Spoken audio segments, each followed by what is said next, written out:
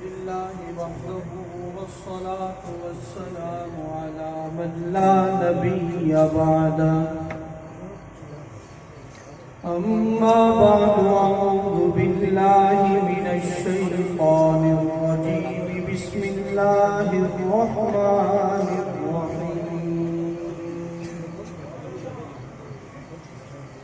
يا أيها النبي إنا أرسلناك شاهدا ومبشرا ونذيرا وداعيا إلى الله بإذنه وسراجا منيرا وبشر المؤمنين بأن لهم من الله فضلا كبيرا صدق الله العظيم.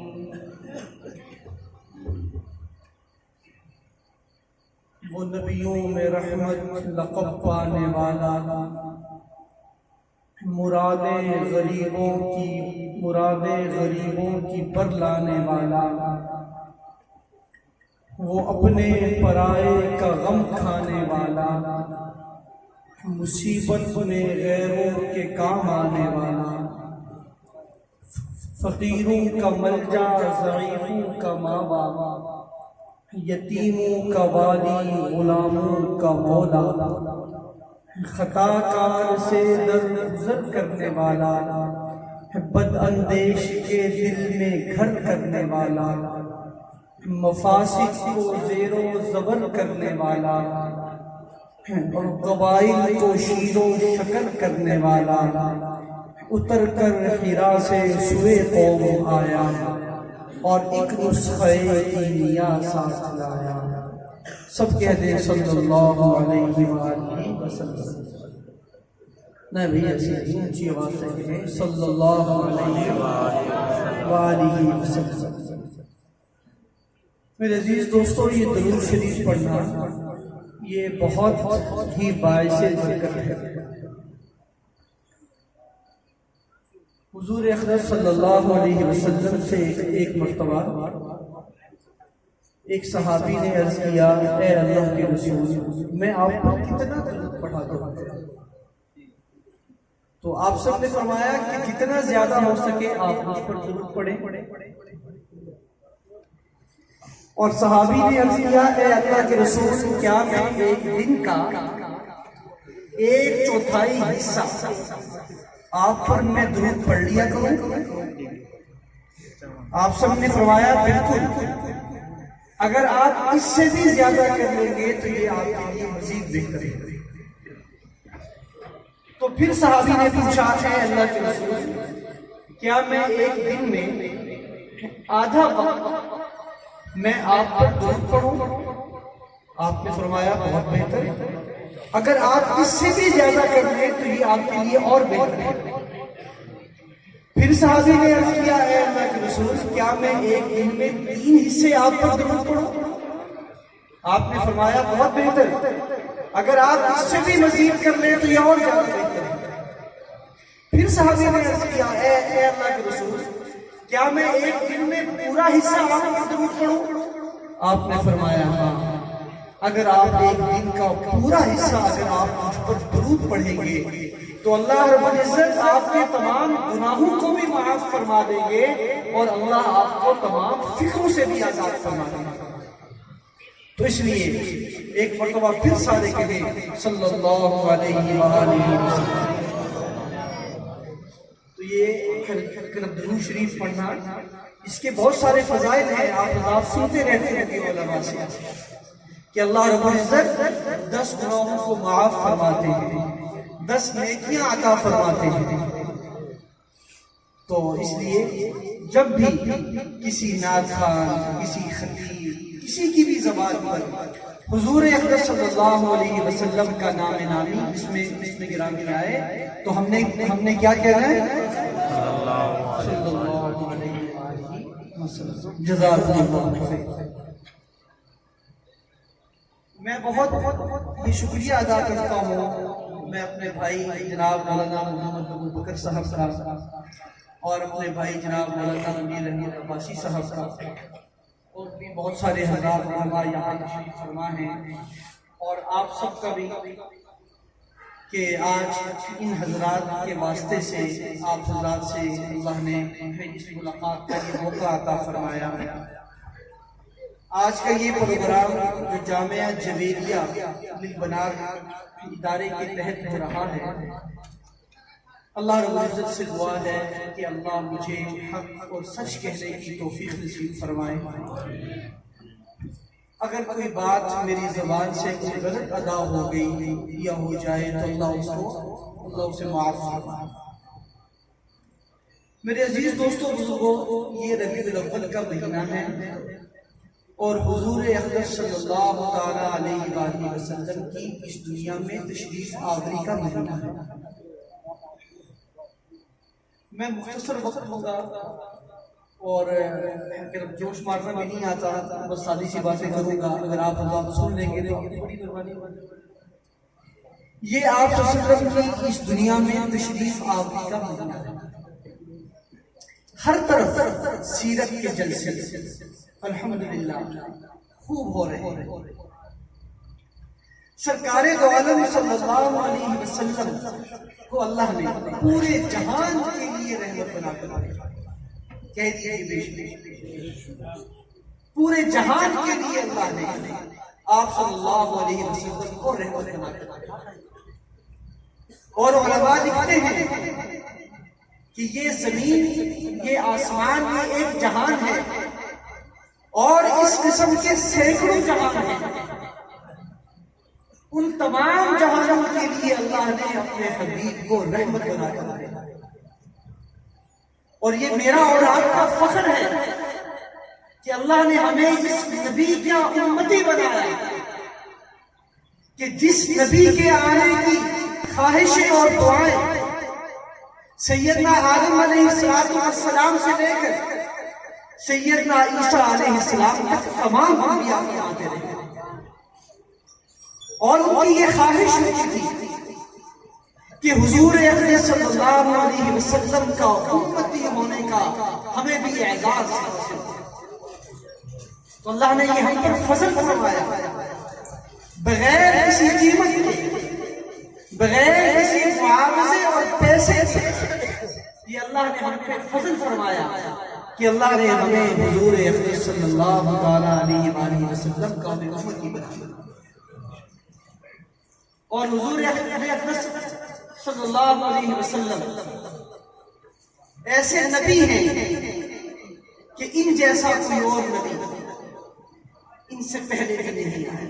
یہ تو ہمارا عقیدہ ہے کہ آپ کے بعد تو کسی اور نئے نبی نے آنا ہی نہیں، لیکن جو انبیاء آپ صلی اللہ علیہ وسلم سے پہلے تشریف لائے، ان انبیاء کو بھی اللہ نے وہ مقام، وہ اعزاز اور وہ فضیلت عطا نہیں فرمائی جو اللہ نے حضور اقدس صلی اللہ علیہ وآلہ وسلم کو عطا فرمایا۔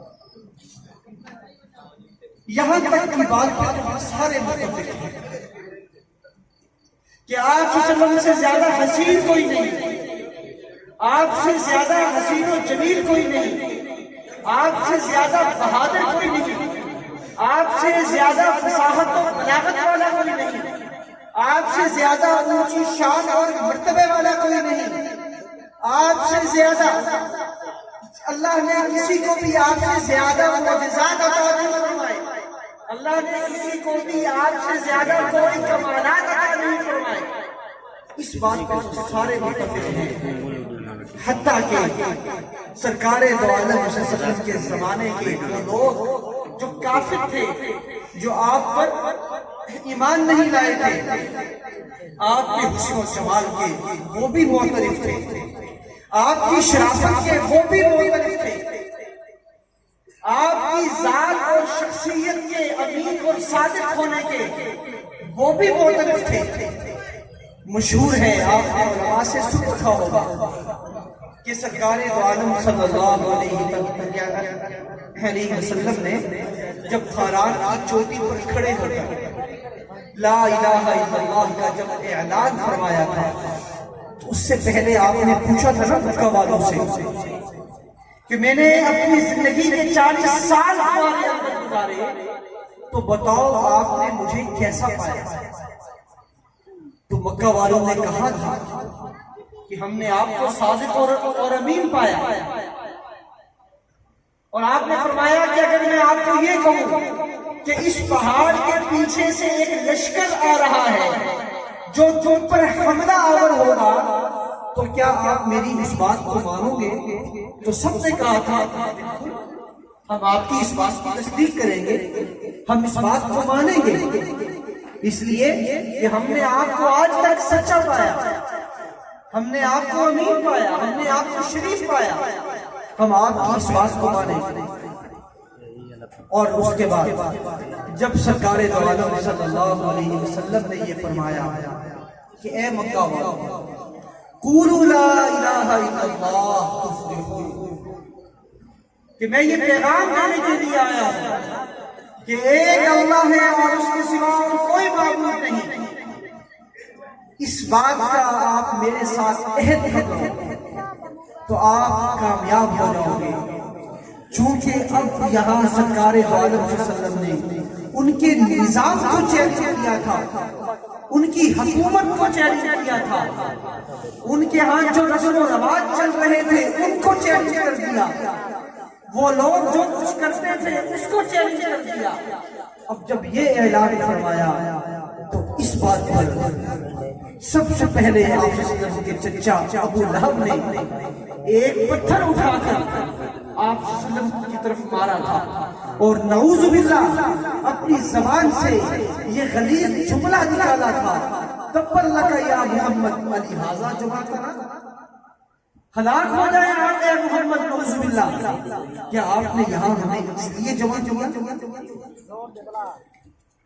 تو پھر اس کے جواب میں اللہ رب العزت نے یہ سورت نازل فرمائی تبت یدا ابی لہب وتب، کہ اے ابو لہب میرے حبیب تو سارے جہان کے لیے رحمت بن کر آئے ہیں، ان کی تو نبوت کے سکے نے ہمیشہ ہمیشہ کے لیے رہنا ہے، لیکن اے ابو لہب تو بھی تباہ و برباد ہوگا، اور جن ہاتھوں سے نے میرے نبی کی طرف پتھر اٹھا کر پھینکا تیرے وہ دونوں کے دونوں ہاتھ بھی اللہ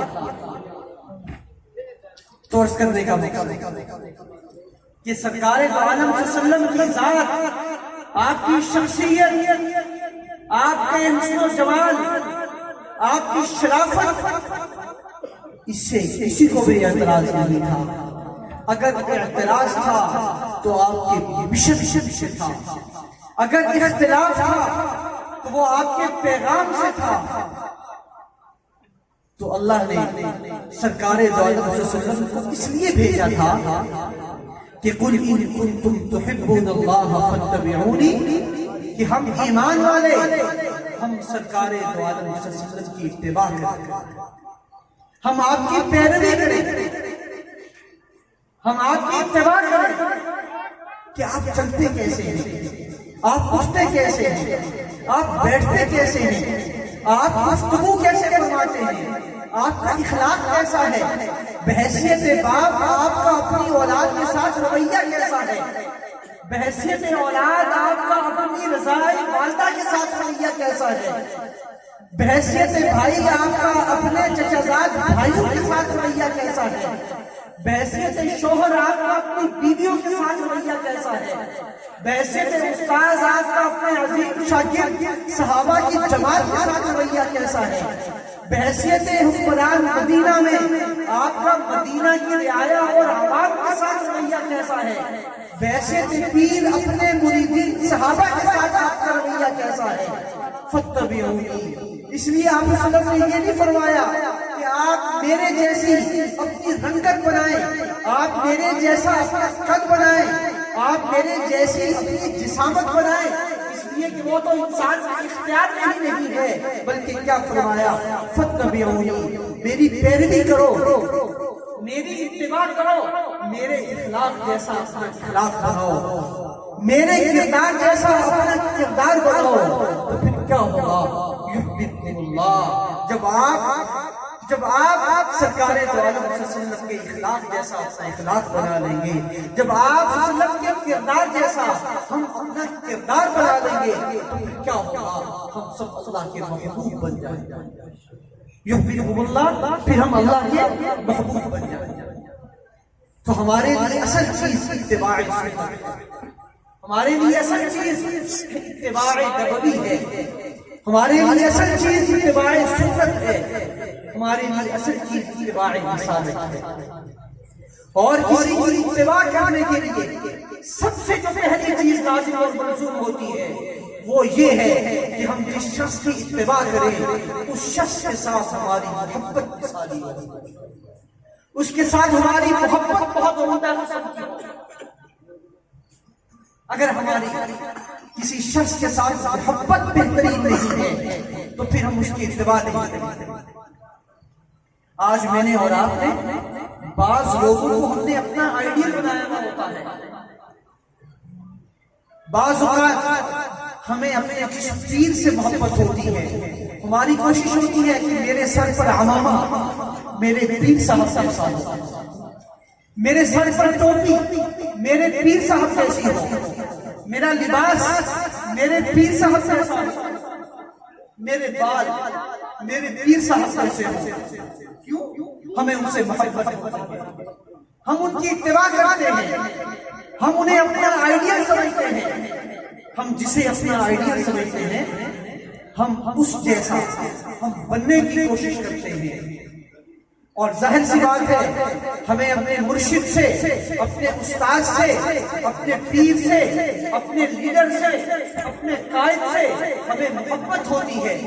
تو ہم اس محبت کی وجہ سے ہم اس جیسا بننے کی کوشش کرتے ہیں. تو اتباع نبوی کا جو سب سے پہلا سبق ہے وہ یہ ہے کہ میری اور آپ کی اپنے نبی کے ساتھ جو محبت ہے وہ محبت ایسی ہو کہ وہ قابل مثال جیسی محبت صحابہ حضور اکرم صلی اللہ علیہ وسلم سے کیسی محبت تھی.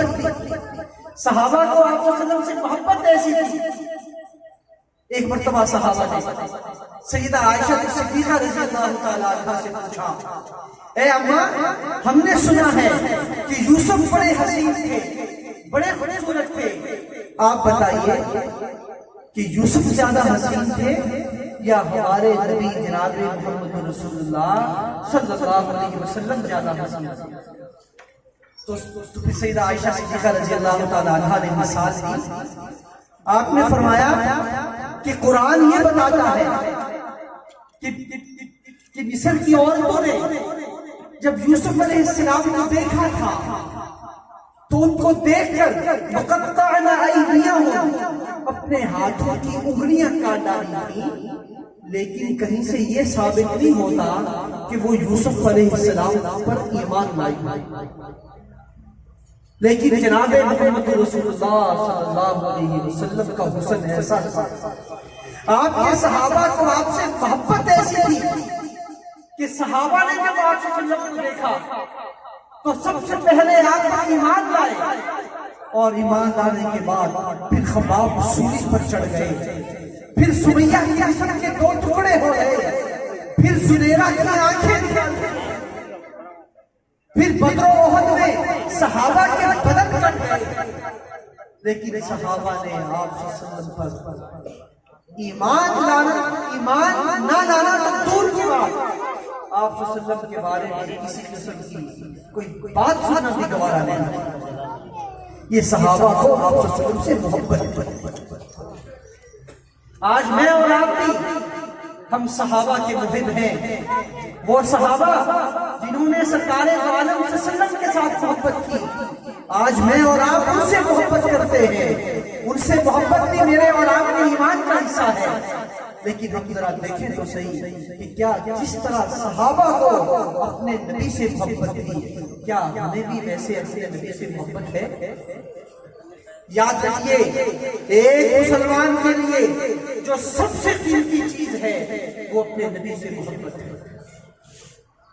ہو سکتا ہے کہ میں نماز نہ پڑھوں، میں نماز میں تو سستی کر جاؤں، میں روزہ نہ رکھوں، میں روزے میں تو سستی کر جاؤں، میں فرائض اور واجبات اور سنن میں تو سستی کر جاؤں، لیکن ایک مسلمان کی اپنے نبی کے ساتھ محبت ایسی ہونی چاہیے کہ جب بھی کوئی ہمارے نبی کے بارے میں نازیبا کلمات اپنی زبان سے کہے تو میں بحیثیت مسلمان ایک شیشہ پھرائی ہوئی دیوار بن کر میں اس کے مقابلے میں میدان میں نہیں کھڑا ہوں۔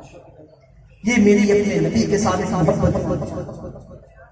اور پھر علماء نے لکھا کہ محبت کا جو سب سے پہلا جو کرینہ ہے، محبت کا جو سب سے پہلا انداز ہے وہ ہے کہ ہم اپنے نبی کا ادب کریں۔ ہمارے ایک ایک جملے سے، ہمارے ایک ایک عمل سے یہ بات ثابت ہو کہ میں اور آپ اپنے نبی سے سچی عقیدت اور سچی محبت رکھتے ہیں اور ہم اپنے نبی کا ادب کرتے ہیں۔ صحابہ نے اپنے نبی کا ادب بھی کمال ہے۔ حدیث میں آتا ہے جب یہ آیت نازل ہوئی، یا ایھا الذین آمنوا لا ترفعوا اصواتکم فوق صوت النبی، کہ اے ایمان والو آپ کی آواز اپنے نبی کی آواز سے اونچی نہ ہو۔ جب یہ آیت نازل ہوئی تو سیدنا عمر بن خطاب رضی اللہ تعالیٰ عنہ، چونکہ آپ جوشیلے طبیعت کے تھے، جذباتی تھے اور آپ کی آواز بھی قدرے اونچی تھی، تو حدیث میں آتا ہے کہ یہ آیت سن کر سیدنا عمر رضی اللہ تعالیٰ عنہ کا ادب اس قدر بڑھا کہ آپ رونے لگ گئے کہ میں تو بعض اوقات آپ صلی اللہ علیہ وسلم کے ساتھ بات کرتے ہوئے اپنی آواز اونچی کر جاتا تھا، کہیں ایسا نہ ہو کہ میں بے ادبی کا شکار ہو گیا ہوں اور اللہ پتہ اعمالکم، میرے اعمال ضائع ہو گئے۔ رو پڑے، پریشان ہوئے اور سرکار دو عالم صلی اللہ علیہ وسلم کی خدمت میں حاضر ہوئے، عرض کرنے لگے اے اللہ کے رسول، یہ آیت میں نے سنی ہے، میں تو بعض اوقات آپ سے میں گفتگو کرتے ہوئے میری آواز اونچی ہو جاتی تھی، میں کہیں اس وعید کا شکار کہیں ہوگا؟ تو آپ صلی اللہ علیہ وسلم نے مجھے اطمینان دلایا کہ نہیں، آپ اس وعید کے شکار کہیں گے۔ ثابت بن قیس انصاری صحابی تھے رضی اللہ تعالیٰ عنہ، آواز کے بہت اونچے تھے، جب آپ صلی اللہ علیہ وسلم سے گفتگو فرماتے یا جب صحابہ سے گفتگو فرماتے تو آواز بہت اونچی ہوتی تھی۔ کہتے ہیں کہ اس آیت کو سن کر خوف کے مارے حضور اقدس صلی اللہ علیہ وسلم کی مجلس میں آنا چھوڑ دیا، کئی گزر گئے، آپ صلی اللہ علیہ وسلم کی مجلس میں نہ آئے۔ آپ نے پوچھا کہ ثابت کہاں ہے؟ تو صحابہ نے فرمایا کہ ثابت نے جب سے یہ آیت سنی ہے اس کے بعد پریشان ہیں، اپنے گھر میں ہیں، آپ کی مجلس میں تشریف نہیں لاتے، کہیں ایسا نہ ہو کہ میں آپ کی مجلس میں ہوں اور میں اونچی آواز سے بولوں اور میرے اعمال ضائع ہوں۔ آپ سمجھ فرمایا نہیں، ثابت کو جا کر یہ پیغام دو کہ ہوا من اہل الجنہ، وہ تو جنتی ہے، ثابت تو جنتی ہے، اس کو جا کر یہ پیغام دو۔ صحابہ نے جا کر پھر ثابت کو یہ پیغام دیا تو پھر ثابت بن قیس رضی اللہ تعالیٰ عنہ سرکار دو عالم صلی اللہ علیہ وسلم کی خدمت میں آتے۔ تو یہ ادب تھا صحابہ کا آپ صلی اللہ علیہ وسلم سے۔ امام مالک رحمۃ اللہ علیہ تو سرکار دو عالم صلی اللہ علیہ وسلم کی حدیث کا اتنا ادب کرتے تھے، آپ کی حدیث کا، کہ بے ادبی کے عالم میں آپ صلی اللہ علیہ وسلم کی حدیث اپنی زبان مبارک سے ارشاد فرماتے تھے۔ روایات میں آتا ہے ایک مرتبہ مدینہ میں بارش ہوئی، اور جب بارش ہوئی تو مدینہ کے ایک طرف جہاں پہاڑ ہے تو لوگ نکلے اور پہاڑوں کی طرف گئے کہ ذرا وہاں سے پانی اوپر سے آتا ہے اور اچھا لگتا ہے، وہاں ہمیں ذرا وہ ہم اس پانی میں نہا لیں گے۔ یہ امام مالک رحمۃ اللہ علیہ پہاڑوں کی طرف نہانے کے لیے جا رہے تھے کہ جو مدینہ کے اس وقت کے جو والی تھے اور گورنر تھے انہوں نے دیکھ لیا امام مالک کو. کہا امام صاحب، امام مالک مجھے کوئی حدیث تو سنا دیجیے.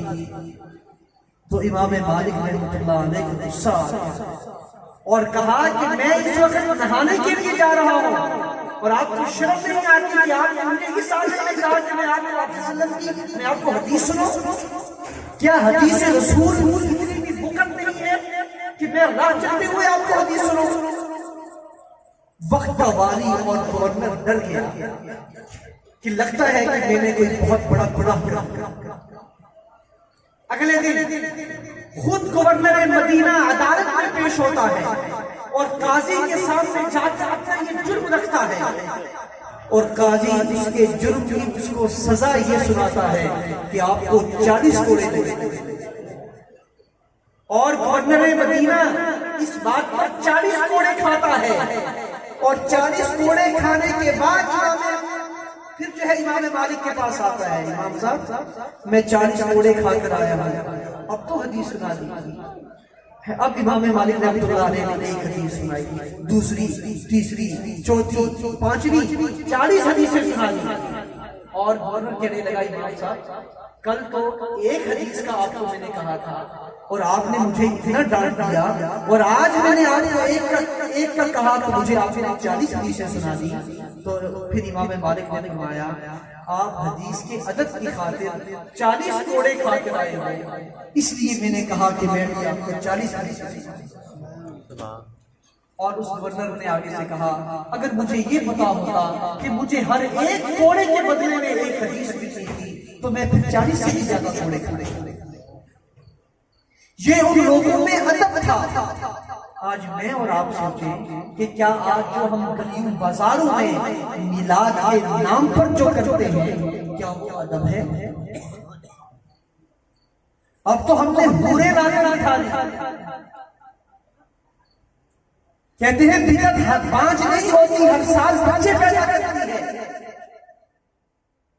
اب تو علماء بریلوی بھی بیچارے پریشان ہو گئے کہ ہم نے جس بدعت کو شروع کیا تھا اب وہ بدعت ہمارے گلے پڑ گئے. میرے عزیز دوستو، یہ ادب یہ ہم نے خود بھی کرنا ہے اور ہم نے اپنے عوام کو، اپنے عزیزوں کو، اپنے رشتہ داروں کو، اپنے محلے والوں کو، اپنی بستی والوں کو ہم نے اس ادب کا درس دینا.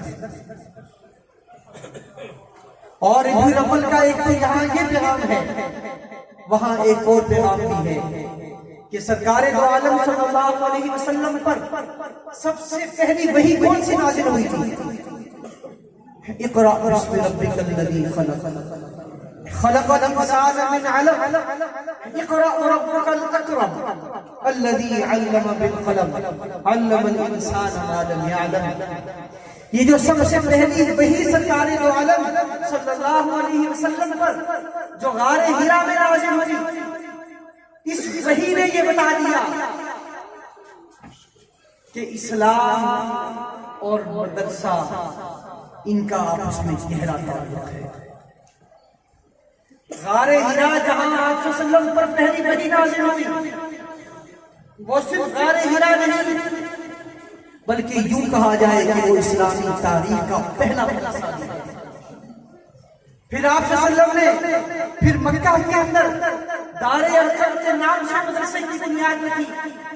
پھر آپ نے مدینہ منورہ کے اندر مسجد نبوی کے اندر اصحاب صفا کا پھر چبوترا بنایا، جہاں صحابہ جو شاگردوں کی عظیم ترین جماعت ہے، اپنے وقت کے بلکہ پوری اس کائنات کے سب سے بڑے استاد اور معلم سرکار دو عالم صلی اللہ علیہ وسلم سے قرآن کی تعلیم حاصل کرتے تھے.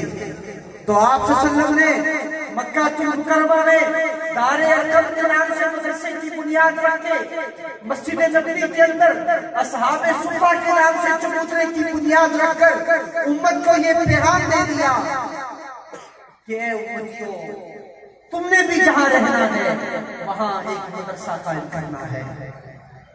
آج الحمدللہ علماء دیوبند کی یہ شان اور یہ امتیاز ہے کہ آج صرف بر صغیر پاک و ہند نہیں بلکہ الحمدللہ آج پوری دنیا میں علماء دیوبند کے ان روحانی جانشینوں نے مدارس کا ایسا جاگ بنا دیا کہ آج کوئی گلی اور کوئی محلہ ایسا نہیں ہے، کوئی بستی ایسی نہیں ہے الحمدللہ جہاں آج مدارس دینیہ قائم ہیں۔ اور آپ لوگ بھی مبارکباد کے مستحق ہیں جو ان مدارس کے ساتھ والہانہ عقیدت اور محبت رکھتے ہیں۔ آج آپ کا یہاں اس جگہ موجود ہونا یہ اس بات کی دلیل ہے کہ آپ کا اپنے جو ہے علماء سے اور آپ کا ان مدارس دینیہ سے آپ کا گہرا درد اور گہرا تعلق ہے۔ یہ مدارس دینیہ امت کا ایک بہت بڑا احسان ہے۔ یہ وہ عظیم کام تھا جو کام اپنے زمانے کے بادشاہ کرتے تھے، اپنے زمانے کی حکومتیں کرتی تھی۔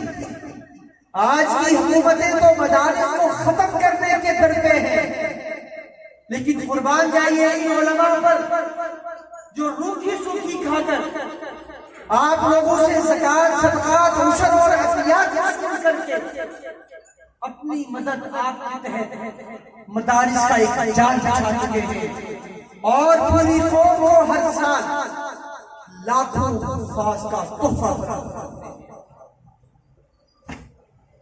حجاز مقدس جہاں قرآن نازل ہوا وہاں کے مدارس چونکہ حکومتی اثر میں ہیں، حکومت کے اندر ہیں، وہاں ہر سال حافظ بننے والوں کی تعداد کوئی 4 سے 5 ہزار میں مشکل ہوتی ہے۔ لیکن آپ کے مدارس جو الحمدللہ حکومتوں کے اندر نہیں ہیں بلکہ آزاد ہیں، علماء اپنے سر پر مشکلات داخل کر ان مدارس کو آزاد رکھے ہوئے ہیں۔